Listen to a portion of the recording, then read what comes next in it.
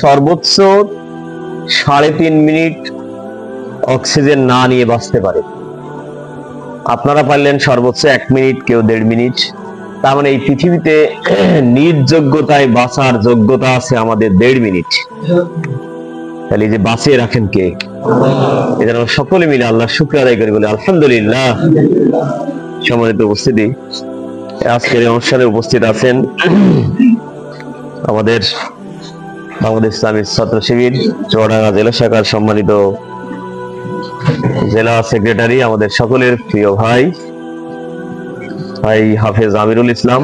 আমাদের মাঝে উপস্থিত হলেন বাংলাদেশ ইসলামী ছাত্র শিবিরের চুয়াডাঙ্গা জেলা শাখার সম্মানিত সাবেক জেলা সভাপতি, বাংলাদেশ জামাত ইসলামী চুয়াডাঙ্গা জেলা শাখার সম্মানিত যুব বিভাগের সভাপতি, আমাদের সকলের শ্রদ্ধাভাজন দায়িত্বশীল ভাই শেখ নূর মোহাম্মদ হোসেন টিপু ভাই, উপস্থিত উপজেলার সভাপতি, সেক্রেটারি, পৌর শাখার সভাপতি, সেক্রেটারি, দায়িত্বশীল এবং কর্মী ভাইরা, সবার প্রতি আরেকবার সালাম। আসসালামু আলাইকুম ওয়া রাহমাতুল্লাহি ওয়া বারাকাতুহু। আমরা একটি খুবই গুরুত্বপূর্ণ টপিকস, এই টপিকস আলোচনা করা খুব কঠিন।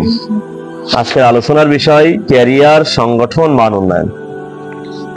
আমরা এই আলোচনায় যাওয়ার আগে মৌলিক কিছু দৃষ্টিভঙ্গি নিতে চাই। সম্মানিত উপস্থিত, আমি আলোচনা শুধু আমি কথা বলবো না, আপনাদের সাথে একটু শেয়ার করব। সময় মনে হয় 30 মিনিট, খুব সংক্ষিপ্ত আকারে শেষ করব। এখন প্রথম প্রশ্ন হলো ক্যারিয়ার। ক্যারিয়ার কি জিনিস? ক্যারিয়ার ইংরেজি বানান কে করতে পারবেন? ক্যারিয়ার বানানটা কে করতে পারবেন? আপনি বলেন দেখি। হ্যাঁ, আপনি বলেন দেখি। জি, এতগুলো ছাত্রের মধ্যে ক্যারিয়ার নিয়ে আমরা এত চিন্তা ভাবনা করি, একজন ছাত্র ক্যারিয়ার বানান পারলাম, CAREER, ক্যারিয়ার। এখন প্রশ্ন হলো ক্যারিয়ার মানে কি? আমরা বলি না সাইকেলের ক্যারিয়াল, এটা ক্যারিয়াল হবে না, এটা হবে ক্যারিয়ার, মানে বহনকারী। পিছনে ক্যারিয়াল থাকলে বহন করে নিয়ে যায় না, বহনকারী। তাহলে প্রশ্ন হলো যে ক্যারিয়ার মানে কি? তাহলে বহন করা। কি বহন করি আমরা? দেখবেন যদি কেউ চেয়ারম্যান হয়, এটা তার একটা ক্যারিয়ার, তার মানে এটা তার জন্য একটা মর্যাদা। কেউ যদি এসপি হয়, এটা তার জন্য একটা মর্যাদা। কেউ যদি শিক্ষক হয়, এটা তার জন্য একটা মর্যাদা। যখন মানুষ কোনো কিছু অর্জন করে, তখন তার একটা কি হয়? ক্যারিয়ার হয়, তার একটা মর্যাদা হয়। এখন প্রশ্ন হলো আমরা যারা এখানে উপস্থিত আছি, আমাদের কি ক্যারিয়ার আছে? এখন আমাদের ক্যারিয়ারের লক্ষ্য উদ্দেশ্যই বা কি হবে? কোন উদ্দেশ্য নিয়ে আমরা ক্যারিয়ার পরিচালনা করব? এই বিষয়গুলো জানা দরকার।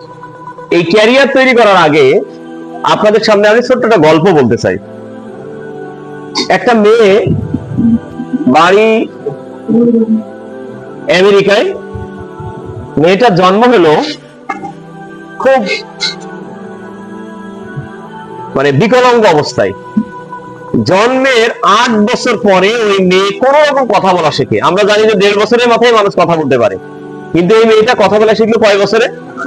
8 বছর। এবং তিনি হাঁটা শিখলেন 13 বছর বয়সে। কয় বছর? 13 বছর বয়সে হাঁটা শিখলেন। তার মানে উনি বিকলাঙ্গ হয়ে জন্মগ্রহণ করছিলেন।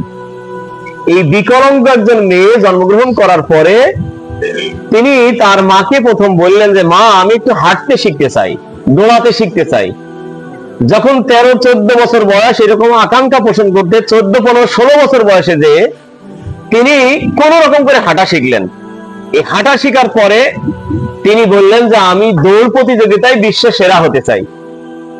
এক পর্যায়ে তিনি 18 বছর বয়সে গিয়ে দৌড় প্রতিযোগিতায় অলিম্পিকে গিয়ে 200 মিটার, 400 মিটার আর 600 মিটার দৌড়ে সারা বিশ্বে শ্রেষ্ঠ হলেন। বিরাট ব্যাপার না? যে মেয়েটা কিচ্ছু পারতো না, বিকলাঙ্গ ছিল, কথা বলতে জানতো না, হাঁটতে পারতো না, অথচ সেই মেয়েটা মানে অলিম্পিকে গিয়ে দৌড় প্রতিযোগিতায় বিশ্বে কি হলো? সেরা হলো। আরেকটা কি চাই জানো তোমরা? বর্তমান বিশ্বে যিনি সব থেকে বেশি আলোচিত ব্যক্তি, তার নাম হচ্ছে ডক্টর আহমেদ দিদার, যিনি ইসলামী স্পিচে সারা বিশ্বে সেরা। তোমরা জানো কি জানি না, এই মানুষটা লেখাপড়া করছে অনলি ক্লাস 7 পর্যন্ত। কোন পর্যন্ত? 7 পর্যন্ত। এই মানুষটি টাকার অভাবে, ভারতে ওনার বাড়ি, উনি চলে গেলেন আফ্রিকায়, যে একটা গির্জার পাশে একটা চাকরি হয় ওনার। এই চাকরি হওয়ার পরে উনি ওই জায়গায় গিয়ে ওই খ্রিস্টানরা এসে ওনাকে মুসলমান হওয়ার কারণে খুব কটাক্ষ করতো, তোমার ধর্ম ভালো না, তুমি কিছু পারো না, তুমি কিছু জানো না,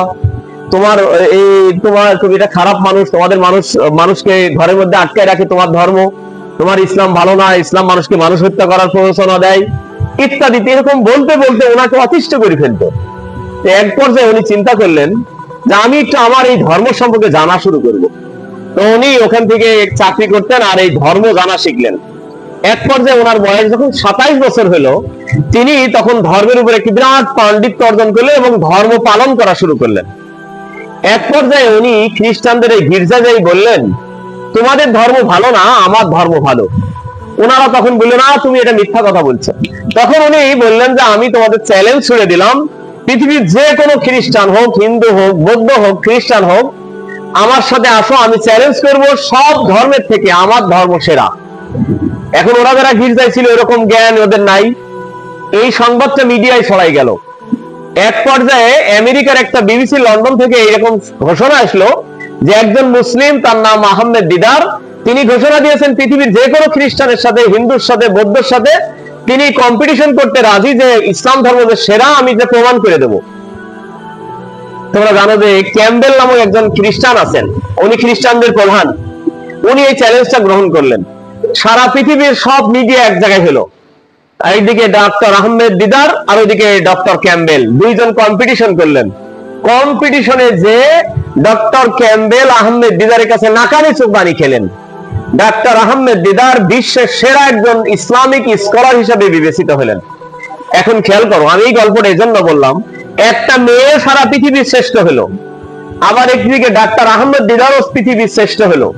এই দুইটা শ্রেষ্ঠত্বের মধ্যে পার্থক্য আছে? দুইজনে তো বিশ্ব সেরা। এই দুইটা শ্রেষ্ঠত্বের মধ্যে আকাশ আর পাতালের মতো পার্থক্য। এই মেয়েটি শ্রেষ্ঠ হয়েছে শুধুই দুনিয়ায়, তার আখিরাত বলে কিছু ছিল না। আর আহমেদ দিদার শ্রেষ্ঠ হয়েছে পৃথিবীতে, এবং তিনি আল্লাহকে ভালোবাসেন এবং আল্লাহর ইবাদত করেন, আল্লাহর ইবাদত করে আখিরাতের জন্য প্রস্তুতি নিয়েছেন। এই আহমেদ দিদার সবচেয়ে শ্রেষ্ঠ মানুষ, তার ক্যারিয়ারটা সবচেয়ে শ্রেষ্ঠ, কারণ তিনি দুনিয়ায়ও সফল হয়েছেন, আখিরাতেও সফল হবেন।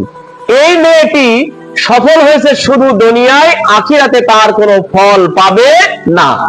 আজকের দিনে আমরা যারা মেধাবী স্টুডেন্ট আছি, আপনি হয়তো মেডিকেলে চান্স পেতে পারেন, আপনি হয়তো বুয়েটে চান্স পেতে পারেন, আপনি হয়তো এসপি হতে পারেন, ডিসি হতে পারেন, কিন্তু আপনি আখিরাতে যে আপনার জীবন আছে, সেখানে যে থাকা লাগবে, নামাজ পড়তে হবে, রোজা করতে হবে, দিন মানতে হবে, ইসলাম মানতে হবে, এই চিন্তা চেতনা নিয়ে যদি আপনি বড় না হন, ওই মেয়ের মতো হবেন।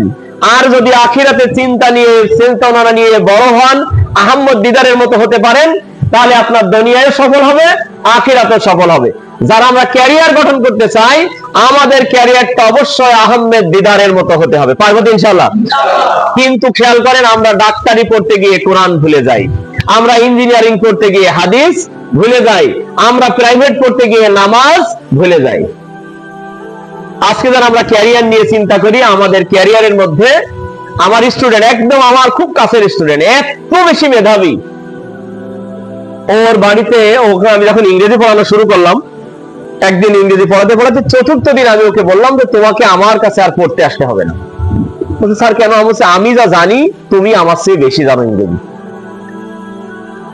কিন্তু ওই ছাত্রটা 2.5 বছর পরে যখন ইন্টারমিডিয়েট পরীক্ষা দিল, আমিও জিজ্ঞাসা করছি রেজাল্ট কত হয়েছে, ও দেখছি মাথা ছাপড়ি আছে, আমার সাথে কিছু বলে না। পরে শুনলাম ও 3 সাবজেক্টে ইন্টারমিডিয়েটে ফেল করছে। এখন প্রশ্ন হলো, এত ভালো ছাত্র ফেল করলো কেন?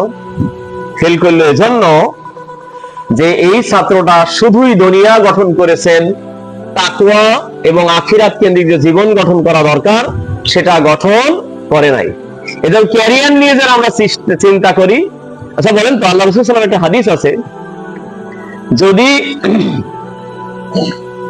মানুষ আখিরাতে একদিন বাঁচে, তাহলে হাদিস অনুসারে দুনিয়ায় 2টা হাদিস আছে।